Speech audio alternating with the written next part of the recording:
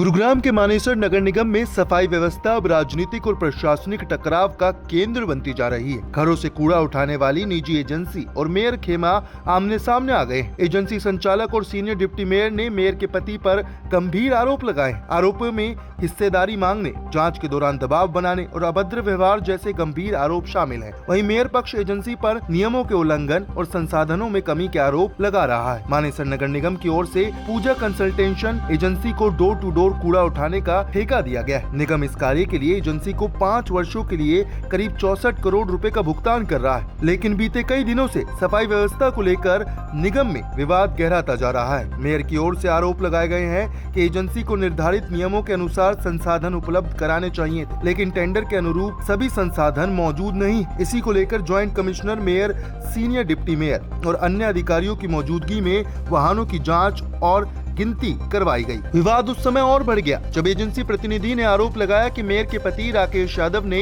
वाहनों की जांच के दौरान दबाव बनाया और धमकी दी। एजेंसी का आरोप है कि मेयर पति ने टेंडर की रकम में हिस्सेदारी मांगी। इसके बाद एजेंसी की ओर से पूरे मामले की शिकायत भी निगम सदन में की गई। वहीं इस पूरे मामले को लेकर senior deputy mayor Parveen Yadav ने भी सवाल उठाए। उनका आरोप है कि जांच के दौरान मेयर समर्थकों ने उनके और अधिकारियों के साथ अभद्र व्यवहार किया। मामला अब सिर्फ सफाई व्यवस्था तक सीमित नहीं रहा, बल्कि इसके राजनीतिक मायने भी निकाले जा रहे हैं। मानेसर की मेयर डॉक्टर इंद्रजीत यादव हाल ही में भाजपा में शामिल हुई थी। ऐसे में विवाद ने राजनीतिक हलकों में भी हलचल बढ़ा दी। अब देखना होगा कि कूड़ा प्रबंधन और निगम के अंदर चल रही इस खींचतान का समाधान कब निकलता है। इलेक्शन किया आपने, क्या कुछ आज के दिन हमारे सबसे पहले मैं आपको ये बताना चाहूँगी कि हमारे पास वार्ड वाइज बहुत ज्यादा शिकायतें आ रही थी और मेरे ख्याल से आप सबने भी निरीक्षण किया होगा कि मानेसर निगम के क्षेत्र का बहुत बुरा हाल है। जगह जगह कूड़े के ढेर बने हुए हैं क्योंकि हमारी जो एजेंसी है डोर टू डोर वो प्रॉपर काम नहीं करती, जिसके चलते 19 तारीख को मैंने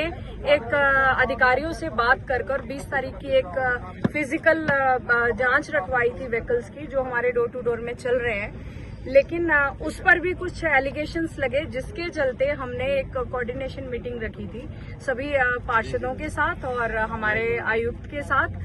अब उन्होंने आज का टाइम दिया था हमारे जो आयुक्त जी हैं उनकी मौजूदगी में रिटर्न में कि भाई 11 बजे 24 तारीख को सुबह काकरोला यूनिवर्सिटी के ऑपोजिट ग्राउंड में फिजिकली वेरिफिकेशन की जाएगी सभी यातायात की जो हमारे इस वक्त वार्ड्स में चल रहे हैं, जिसके चलते हमारे पास ये जो लिस्ट है ये हमारे जो एजेंसी पूजा कंसलेशन है उसके जो ऑनर लगा लीजिए आप जो उनका सारा काम संभाल रहे हैं उनके साइन करके हमें ये लिस्ट दी गई कि आपके क्षेत्र में आपके वार्ड्स में ये संसाधन चल रहे हैं। जब इन संसाधनों की हमने एक प्रॉपर वे में जांच की तो एज पर नॉर्म्स टेंडर में जो इनको हिदायतें दी गई हैं एक भी हिदायत को फॉलो नहीं किया जा रहा। जो यातायात थे वो कई यातायात इतनी जर्जर कंडीशन में है, 20-20 साल पुराने ट्रैक्टर यहाँ खड़े कर रखे हैं जिनकी इंश्योरेंस और पोल्यूशन खत्म है और जो ड्राइवर साधनों पे छोड़े गए हैं उनकी लाइसेंस ही नहीं है। इसके साथ साथ में जो यहाँ पर संसाधन थे अगर वो 184 वहाँ इन्हें प्रोवाइड करवाने थे जिसमें से 100 भी नहीं थे। और इसके चलते हुए मैं आपको ये बताना चाहूंगी कि एज पर टेंडर जो ड्राइवर और हेल्पर हैं उनको वर्दी इन्होंने प्रोवाइड करवानी थी, एक के पास भी वर्दी नहीं है। कुछ एक हैं, अगर आप ये लगा लीजिए 185 साधन है उस पर 185 ड्राइवर होंगे तो 85 में से 5 के सिर्फ ड्राइविंग लाइसेंस पाए गए हैं, 180 के बिल्कुल भी नहीं पाए। 180 थे ही नहीं ना, वो तो बता दिया मैंने। तो अब उसके बाद में आप ये देखिए कि जो गीला कूड़ा और सूखा कूड़ा उसको डिवाइड करके डालने के नॉर्म्स हैं टेंडर में, एक भी ट्रैक्टर ट्रॉली में एक भी टिप्पर में आपको वो नहीं मिलेंगे। हमारे पास सबकी वीडियोस हैं, कवर करने के लिए हैं कि जो कूड़े वाली गाड़ियां उनको कवर करके वहां से निकाला जाए। एक भी ट्रैक्टर ट्रॉली यहाँ आप देखेंगे तो वो बिल्कुल भी कवर्ड नहीं है। ना ही मानेसर नगर निगम के लोगो लगाए गए हैं, हार्डली इन सभी गाड़ियों में से 5 से 10% गाड़ियों में लोगो लगाए गए हैं। मानेसर नगर निगम का कोई लोगो नहीं। उसके बाद में मेन चीज जो हमारा लास्टली भी डिस्कशन हुआ था कि RFID QR कोड स्कैन करके इनके पैसे दिए जाएंगे। बाकी बीच व थर्ड पार्टी, फोर्थ पार्टी, किसी का कोई इंटरफेरेंस नहीं रहेगा। तो मैं आप सबको बताना चाहती हूँ कि QR code, RFID code scanner सिर्फ 2 बंदों को दिए गए हैं, इसके अलावा किसी के पास नहीं है। और खुद से पूछा गया भाई गाड़ी कहाँ से लाए, सोनीपत से। और जो ट्रैक्टर यहाँ खड़े किए गए वो ट्रैक्टर 10 घंटे चले हुए ट्रैक्टर्स हैं, नए, जिनकी पन्नी भी नहीं हटा रखी। और इसके साथ साथ में जो ई रिक्शा खड़े थे वो आप देखेंगे तो वो इतनी बुरी कंडीशन में है कि अगर वो चल दिए तो उसके टायर वहीं निकल जाए। ये प्रकरण पिछले 1 हफ्ते से चल रहा है और पहले भी मेयर प्रति और मेयर के प्रति और उनको पार्षदों के प्रति ये जो है सबने मिलके एक अनआधिकारिक तौर पे जांच की थी। उसके बाद एक विवाद हुआ। विवाद होने के बाद हाउस की बैठक हुई। हाउस की बैठक होने के बाद फिर से निर्णय लिया गया कि इस बैठक में निर्णय हुआ कि आधिकारिक तौर पे दोबारा से जांच की जाएगी। कल जांच हुई और उसमें कुछ कमियां मिली हैं, जैसे कि किसी के पास लाइसेंस नहीं मिला, ड्राइवर के पास, किसी के पास वर्दी नहीं मिली, किसी गाड़ी का हॉर्न नहीं बज रहा। सिर्फ ये कमियां थी। जो RTO विभाग को बोल दिया गया वो अपनी RTO विभाग कार्रवाई करेगा। जो निगम के प्रति जो भी पेनल्टियाँ लगाई जानी है पार्टी को, कंपनी को, वो पेनल्टियाँ लगाई जाएंगी। हाँ बिल्कुल, ये मसला जो है बड़े लेवल पे पहुंच चुका है और हाई कमान को भी हमने भी अपनी तरफ से भी अपनी रिपोर्ट भेज दी है कि जो कंपनी पूजा कंसल्टेंसी का नुमाइंदा है गौरव जोशी, वो परसों हाउस की जो मीटिंग थी उस मीटिंग में वो आया था। उस मीटिंग में उसने प्रत्यक्ष रूप से बिल्कुल डायरेक्टली मेयर पति पर आरोप लगाया, हाउस के सामने आरोप लगाया कि उनका पति हिस्सेदारी मांग रहा है, हिस्सेदारी रंगदारी से जो है वसूलने का प्रयास कर रहा है। और जो है ऑन रिकॉर्ड ये चीज़ें हैं कि पैसा मांगा गया है, उसको धमकाया भी गया है। उसने पूरी चीज़ें अपनी हाउस के सामने खोल के रख दी गई कि भाई मेरे को ऐसे ऐसे पैसा मांगा, ऐसे ऐसे मुझे धमकाया।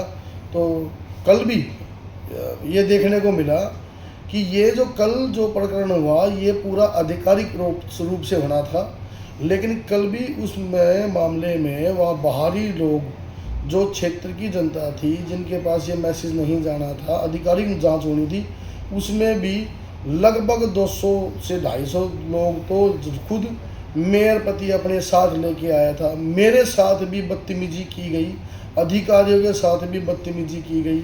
मेरे को भी धमकाया गया, कहा गया तुझे देख लिया जाएगा, तुझे देख लेंगे, ये कर देंगे, वो कर देंगे। मेरे साथ भी बहुत अभद्रता की गई है। और कहीं ना कहीं मुझे ऐसा लगता है कि जो पीछे वाले जो प्रकरण थे वो सामने अब धीरे धीरे सामने आने लग रहे हैं। अधिकारियों को भी धमकाया गया है, खुद कॉन्ट्रैक्टर को भी धमकाया गया है।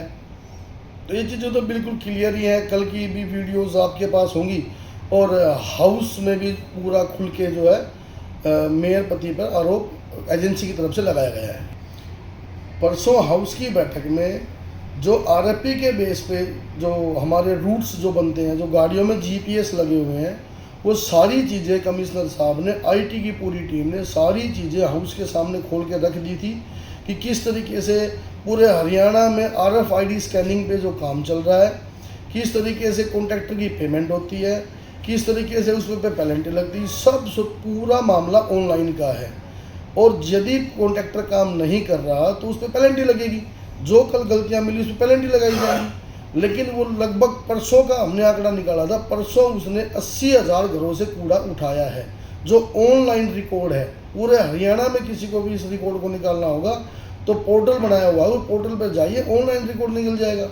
हमने एक ऑनलाइन पोर्टल बनाया हुआ है और ऑनलाइन नंबर एक जनरेट किया हुआ है, टोल फ्री नंबर है। उस टोल फ्री नंबर को पूरे नगर निगम की जनता को हमने उसको डिस्ट्रीब्यूट किया हुआ है, सबको बताया हुआ है।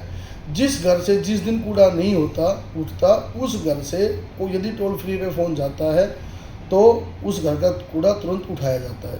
विदिन 3 आवर्स में वो कूड़ा मूव किया जाता है। ऐसा RFP में भी है और हम समय समय पर इन चीज़ों को दुरुस्त कर रहे हैं।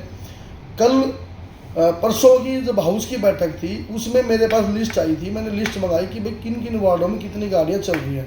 लगभग 15 पार्षद जो थे मेरे साथ, जो मेरे से संपर्क में आए, मैंने सबसे गाड़ियों के बारे में पूछा, भाई आपके पास कितनी गाड़ियाँ चल रही हैं, कितने ट्रैक्टर चल रहे हैं। जो लिस्ट के हिसाब से थे सारी पूर्ति उन वार्डों में थी, लगभग 15 वार्डों में पूर्ति थी। तो और जनता की शिकायतें थी, मेरे पास तो देखो आज तक कोई शिकायत आई नहीं है, ना शिकायत आई और ना मैंने कभी भी रिटर्न में कोई लिख के दिया कि भाई इसकी कोई शिकायत है मेरे पास। हाँ, रोड स्वीपिंग की आए दिन शिकायतें आती हैं, रोड स्वीपिंग में मैन पावर नहीं पूरी हो पा रही। पहले वाले कॉन्ट्रैक्टर था उसने भी बहुत परेशान किया, ये कॉन्ट्रैक्टर जो अभी नया आया है इसके भी मैन पावर पूरी नहीं हो पा रही है, इसकी तो बड़ी समस्या आ रही है। बाकी डोर टू डोर की मेरे पास तो आज तक कोई समस्या आई नहीं है।